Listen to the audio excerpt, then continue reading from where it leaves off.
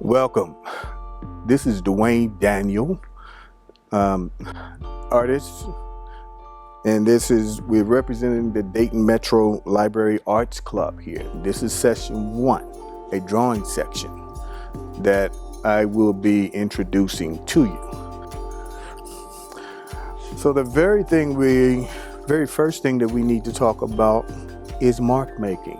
And what I have for you at this point is we're going to be using something called compressed charcoal,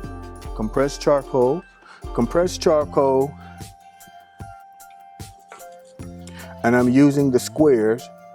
The squares will make marks we can make lines, okay? We can make very light lines. We can make darker lines. We can make broader strokes that would imitate the markings of a brush. Okay? We can control the weight on one side of the mark or the other. We can even create something called implied line. Okay? There's a couple of types of lines that we are going to deal with. One is an actual line. The actual line is here. That's an actual line. Now, the interesting thing about this actual line is that this particular line has a couple of sides to it, or a couple of characteristics to it. The line starts at one point and it continues. The next thing we have is an implied line. The implied line I'm going to make here is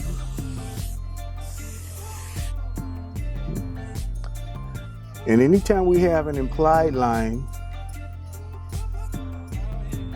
there's some of the line that's actually missing, but the eye fills that particular area in. And that's very, very important, because anytime we're looking at anything in nature,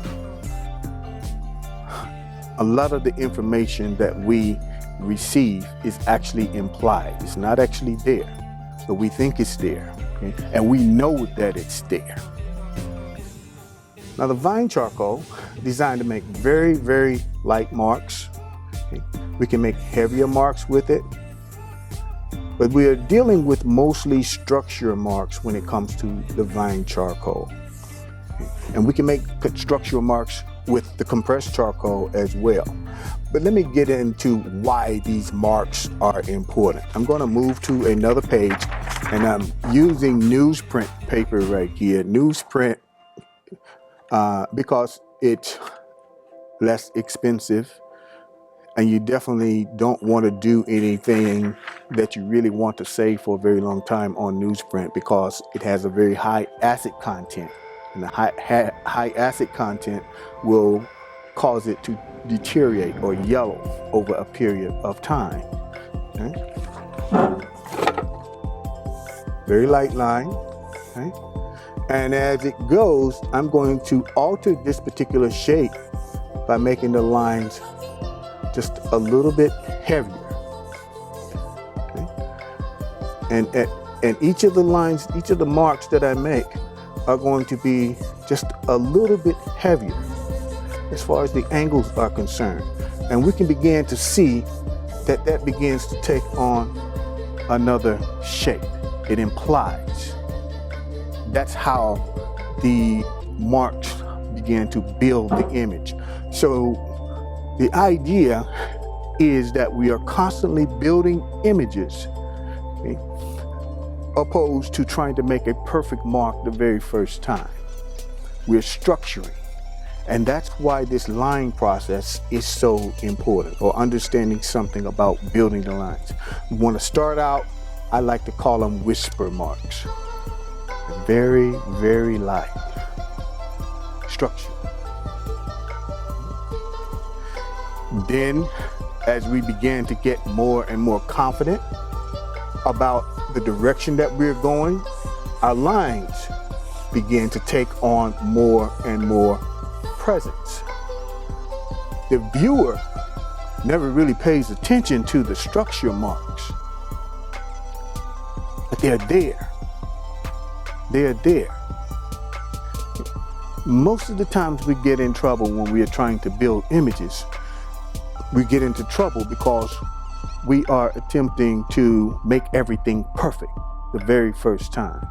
And that's simply not the way that we as human beings are designed. There's always a process that takes place. That's what we have to deal with there. We are familiar with squares and rectangles.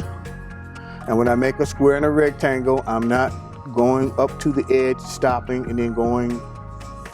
I'm actually going through because I know that I can adjust this line and make it have more presence as it goes. We also have we have circles and cylinders, and all I'm doing when it comes to this is using my entire shoulder to make the mark, and that's the mechanics of it. And the reason that's the mechanics of it is because we actually have more control, and we're going to be able to make longer lines, straighter lines, okay,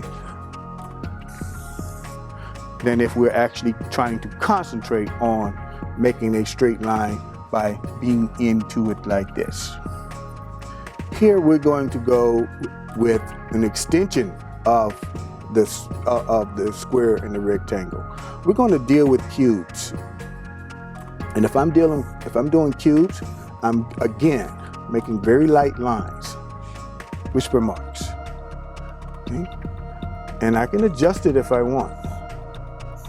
We can adjust it because we can adjust the view of it. And from here, because right now I have what's called face line. The next thing I'm going to do is I will begin to deal with the sides. And I'm drawing right now a line. This is the top edge, and the other edge is going to be a parallel of the top one. And what I'm doing is making sure that this is going in the exact same direction, and it should be continuous, and that is implied. All of these lines are doing the exact same thing here. All of these lines are doing the exact same thing. And then when I get to this particular part of it, I can put the back on.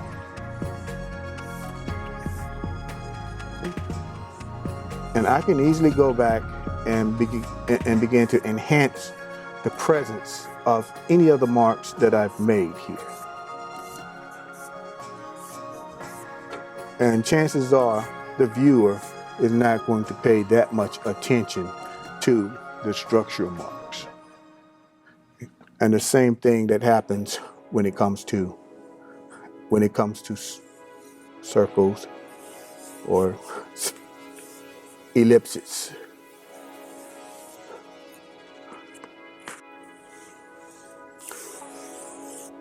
Okay, now if we're doing ellipses, we are talking about a shape that usually represents an object.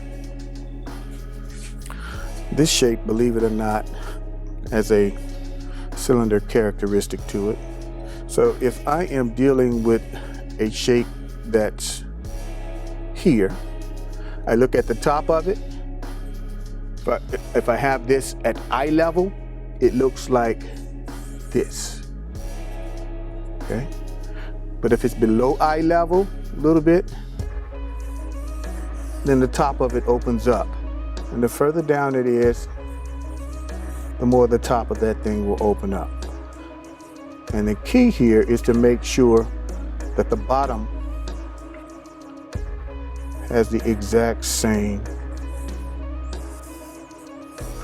And I can round them and we can adjust them as we go.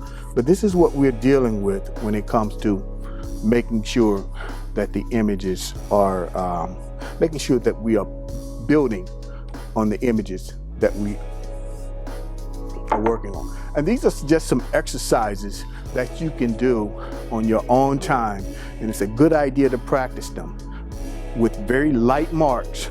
Okay, start out with whisper marks and make adjustable marks. It's a good exercise. This is almost like wind sprints for an athlete. You're conditioning yourself in order to build images. Okay? And from there, we're going to go into the proportion section. What is proportion? Proportion, height and width relationship of the object. Height and width relationship of the object. And I prepared a document that gives you a little bit of information about what that is. And on that particular document, you're going to see something called a plumb line. And what is a plumb line? When it comes to a plumb line, that plumb line represents a line that goes straight to the center of the earth. Okay? Follows the pull of gravity. Follows the pull of gravity. That's the purpose. That's what a plumb line is. And so whenever we are dealing with an object or looking at something from observation,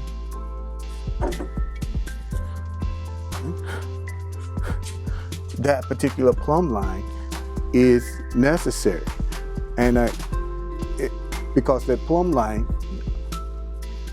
is that first point of reference. That's the very first point of reference when it comes to building any image from observation, the plumb line.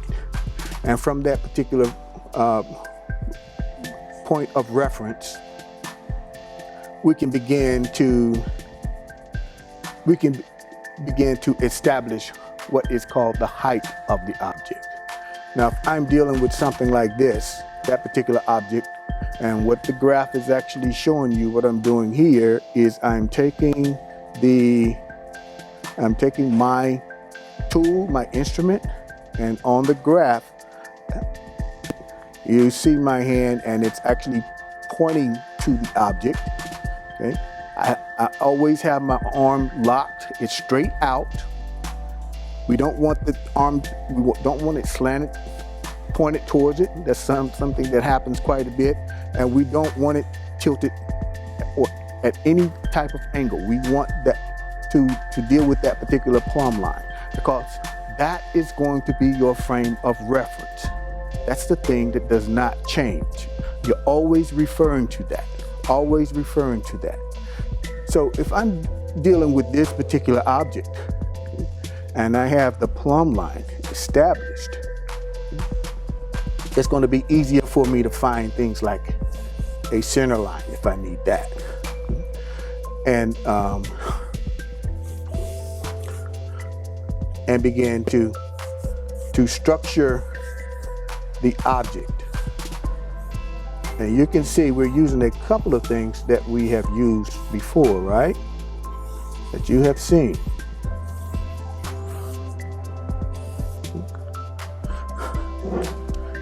Then if we need to cut parts of the top of it off, we can actually do that. And it's not going to be that big of a deal. Okay? We can extend this thing. We can extend it. But that's the basic structure that we are dealing with. Okay? I'm not going to get too involved in this particular part just yet, but it just gives you an idea of how we can take some of the information that we are dealing with and apply it to whatever situation we might find ourselves in. That's all we are doing. That's all we are doing. And the idea when it comes to proportions, finding the height, width, relationship of the object. It's not necessarily to make a pretty drawing, but to identify the object. Just like words define, they can define objects, they can describe. And what you are doing, if you are drawing objects over and over again, lightly, okay? And I will put different objects up and look at their proportions. Okay?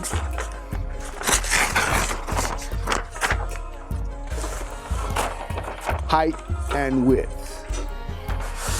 And remember, this is the newsprint. So the newsprint is designed for this. So this is exercise, this is practice, but necessary.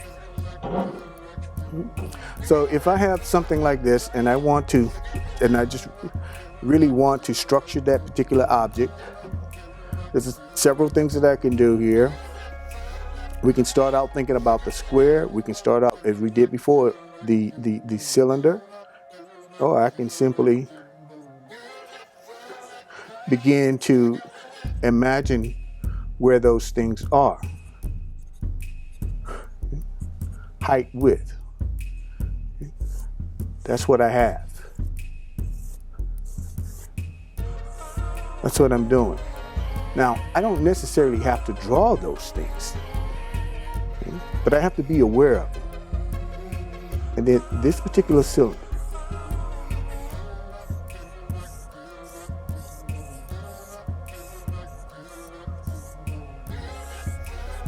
whatever's at the bottom has to reflect that particular angle.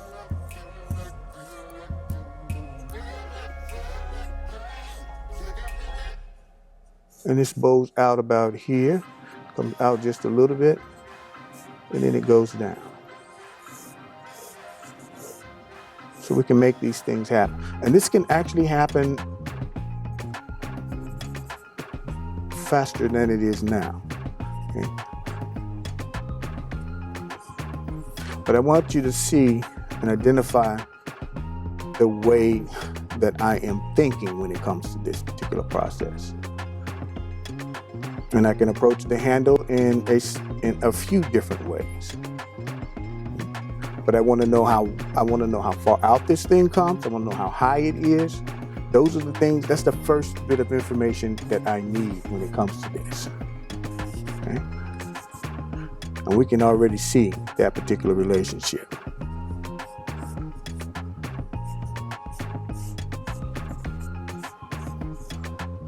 And it does not take too much for it to round itself into what it needs to be. This is all that we are dealing with when it comes to identifying objects. And I'm putting a little bit more onto it right now so that you can see something about the effects of it.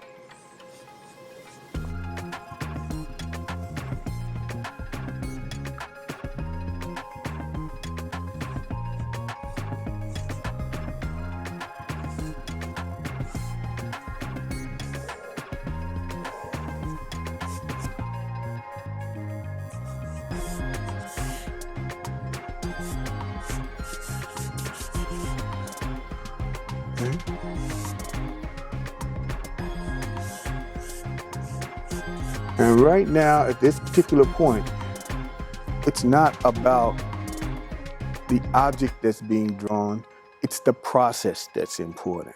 Okay? We're not looking at things that are, you may go around the house and find all of the dishes. You may be drawing fruit. You may be drawing your pencils. Anything that you can see. Okay? You can begin to plot a course on how you would approach that. And that's really what you're dealing with when it comes to proportions.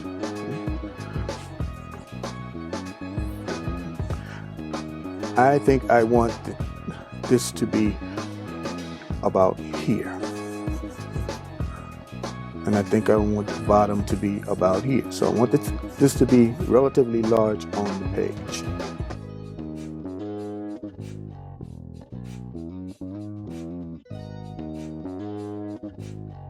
I'm figuring out where those particular angles would be. And I think I'm going to make relatively straight marks first. And notice I said relatively. Because I'm sure most of you can probably draw lines that are straighter than the ones that I can. And I say this because when I look at my wife, families, everybody's handwriting seems to be better than mine. Okay? So I know it has to be something other than just raw ability. This is all planning.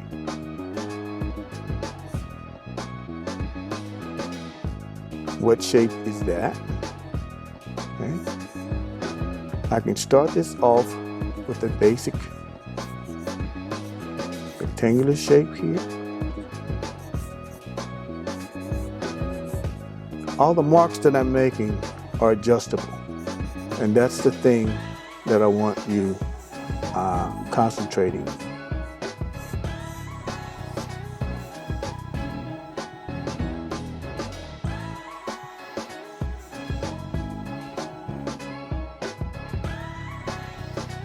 I'm not trying to make anything perfect.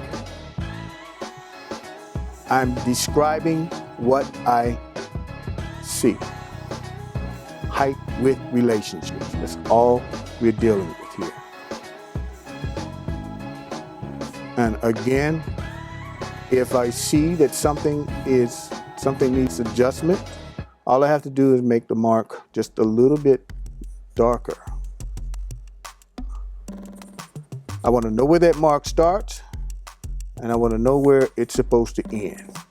Because if I can do that, then I can make this thing do some of the things that I think it needs to do. I can describe this object.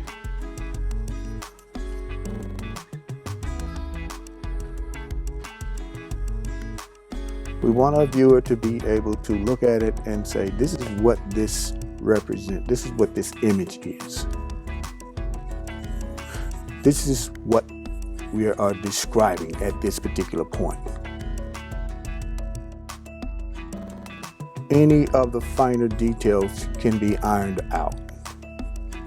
Not so much concerned about that at this point. Right? So that will conclude our section on proportions today. Thank you.